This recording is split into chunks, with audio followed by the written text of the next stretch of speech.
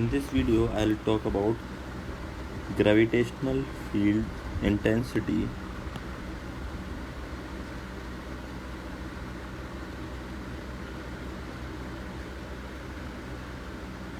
Fields intensity at an axis of uniformly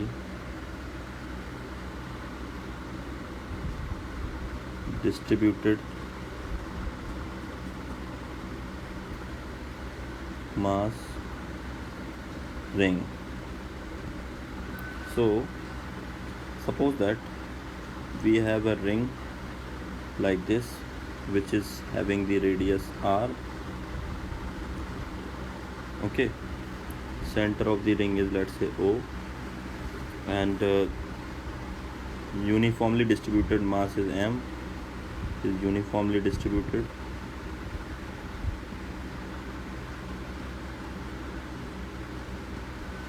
Now suppose there is a point P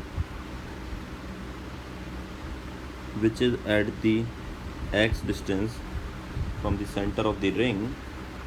So now we need to find out the value of gravitational field intensity. Okay, let's say G as a function of x. Okay, so what you need to do, you can consider here elements. So let's say you considered two opposite ends, this small element which has dm mass, and also you considered the opposite end. Let's say this is the end one, like this I considered, and of course I can consider opposite end. So why I'm doing two elements, why I'm taking, there is some reason behind it, you will get to know. So because of this mass dm, we know that gravitational field intensity, small gravitational field intensity will be dg. Okay, so dg, and of course because of this small element of dm, there will be another dg, right? Now if you take this angle as theta, this will be theta, similarly this angle will be theta. Now this is r, this is x, say this is y, this will also be y. So y will be simply r square plus x square. Now if you draw the components of dg, so this will become dg cos theta plus dg cos theta. This will have component dg cos theta and dg sin theta, and this will also be dg cos theta and dg sin theta. So dg sin theta components will be cancelled out. So dg net, which is equal to 2 dg cos theta. And now the value of dg, we know that g is equal to gm by r square, right, formula. So g into dm upon distance is y, so y square, so g into dm upon under root of r square plus x square. If you substitute the value, you get 2 into g into dm upon under root of r square plus x square. And if you see the triangle, which triangle? So I'm talking about, let's say this is O, this is point P, let's say this is A. So in triangle OPA, if you observe clearly, this is theta, OPA. So clearly this point is so I have taken this point is P. Okay, so this point is P. So here point P, this is x, this is r, this is y. So I can write cos theta is equal to x upon y, which is under root of x square plus y square. Perfect. So dg net 2g into dm under root. So here I can also substitute cos theta initially. so x upon under root of r square plus x square, and here it was the square, so this will be square, so this will become r square plus x square to the power 3 by 2, and obviously this is dg net.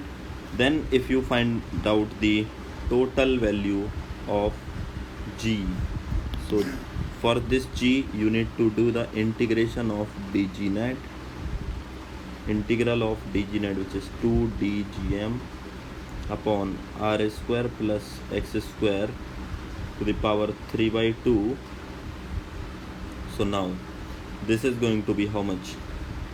So this will be limits 0 to m by 2. Now why this is m by 2? Because we have taken two elements, so each element will have mass m by 2, so this will be 2d into m by 2 upon r square plus x square to the power 3 by 2. This is cancelled out, this is gm upon, so there has to be one x which I left out, so this is x, this is x, gmx upon r square plus x square to the power 3 by 2.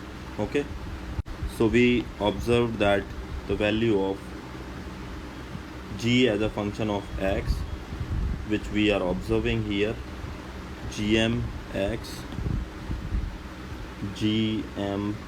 upon r square plus x square to the power 3 by 2, g as a function of x. Now the extended question can be here, if I wanted to draw the graph of this, so for graph we need to find at which point, at what value of x it has to be minimum or maximum. So for maxima and minima, what you need to do, you need to find dg upon dx is equal to 0. So d upon dx, value of g is gm into x upon r square plus x square to the power 3 by 2 is equal to 0. Now gm is constant, so it will be outside from the derivative. Now you need to utilize differentiation method, so this will be x square plus r square to the power 3 by 2. Differentiation of x will be 1, and then we have the other one. So other one is, this time we need to consider x as a constant, so minus x, and then differentiation of this function, so this will be 3 by 2 r square plus x square to the power 1 by 2, and now inside, so r is constant, x is 2x, divided by r square plus x square to the power 3 by 2 whole square is equal to 0. Now it is not very difficult to solve this function, so if I remove this part,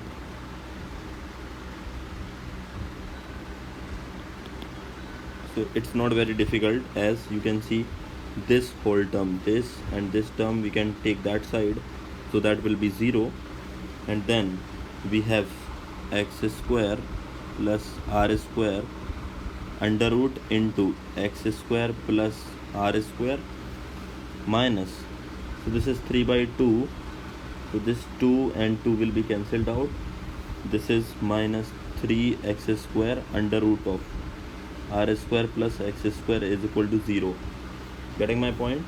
So this whole term went to the other side, multiplication with 0, and obviously it is 0, and power 1 by 2 can be written as root. Now root x square plus r square can be taken as common, so this is r square plus x square minus 3x square is equal to 0. Obviously this function has 2 points, r square plus x square is equal to 0, which is not possible because this is positive, this is obviously the square of two numbers cannot be 0. So the only option is left out, x square plus r square minus 3x square is equal to 0, which says r square minus 2x square is equal to 0. So 2x square is equal to r square, so x will be equal to r square by 2 under root and plus minus, so this is plus minus r by root 2. So the value of x is plus minus r by root 2. So that means at this point this is going to be the maxima or minima. So clearly we know that the one way is we need to differentiate again and to calculate d2x by d2g by dx2, but that would be complicated way. So the easy way is that just see the function and we got this point. So one thing I can observe by seeing the function, what? So our function was gx is equal to gmx upon r square plus x square to the power 3 by 2. So if I put x equal to 0, then g at 0 will be 0 because this term is in multiplication. And if I put x tending to infinite, if x is infinite, so this is going to be what? So I can write this function like this, gm upon r square plus x square upon, this term can be introduced into the bracket, so this can be x square and this is x cube. So what I can say here, this is x to the power 2 by 3 because here 2 by 3, so automatically it is x only. Clearly I can observe, even if I put x equal to infinite, this term will lead to 0 only. That means at x equal to infinite, x is still 0. That means this should be the point of maxima, because if I draw the graph, initially it is 0 and finally also it is getting 0. That means it will grow up like this and then it will come back and then at infinity it will be 0.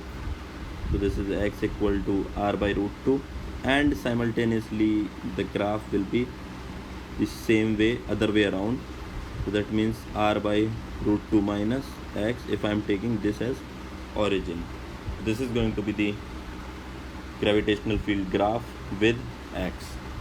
So I believe that you got this point. This graph is very, very important to analyze. So I hope that you understood this point. I would suggest you to remember these things so that it will be very helpful in exam, and at least remember this particular formula so that you will be able to get your answer pretty fast. Okay? Yeah.